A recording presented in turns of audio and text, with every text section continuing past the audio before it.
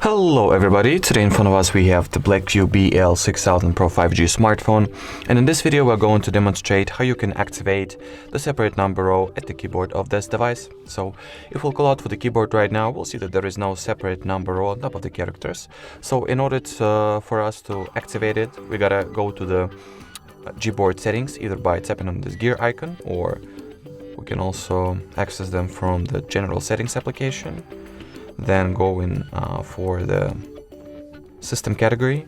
Here choose languages and input, on-screen keyboard, and choose what keyboard is currently activated. In my case, and by default, it is always going to be the Gboard, so we'll go at the Gboard settings page. Here go for the preferences, and all that it's left to do for us is to turn on the switch, and as you will see right now, that will ultimately mean that we have successfully switched on the separate number line or separate number row, as you wish. Alrighty, so that was it for this video. Thank you so much for watching. If you found this tutorial helpful, don't forget to leave a like, comment and subscribe to our channel. Bye bye!